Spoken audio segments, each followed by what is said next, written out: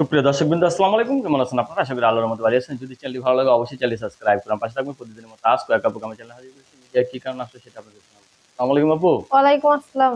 ভালো আছেন? এই তো আলহামদুলিল্লাহ। আপু কি ছোটবেলা থেকে মোটা কাটা নাকি? হ্যাঁ, ছোটবেলা থেকেই যেরকম এরকমই। আপু কি বিয়ে দিয়েছে? হ্যাঁ, বিয়ে হয়েছিল, ডিভোর্স হয়ে গেছে। বিয়ে হয়েছিল, divorce হয়ে গেছে। কতদিন ধরে স্বামী ছাড়া? আছে 1.5 বছর। 4 বছর ধরে। ছাড়াছাড়ি হয়েছে তো? হ্যাঁ, সারা খাড়া না হইলে কি আর প্রতিবেদনের সামনে আসলাম? এখন কি আবার সংসার করতে চাচ্ছেন? হ্যাঁ। কিরকম ছেলে চাচ্ছেন সংসার করার জন্য? হ্যাঁ, যেরকম মনের মতো হইলে হয়েছে। চাকরিজীবী, চেহারা ব্যবসায়ী কোনটা পছন্দ আপনার? যে কোনো এক রকমের হইলে হয়েছে, কারণ মন ঠিক সব ঠিক। ওই গাড়ি বাড়ি দিয়ে কি করবো, চাকরি টাকরি দিয়ে কি করবো? তিন মন বেলা ঠিক, 3 মুঠো ভাত খাওয়ায় পাশে দাঁড়াইতে পারলে হইলো। ওইরকম একটা মানুষ চাচ্ছেন।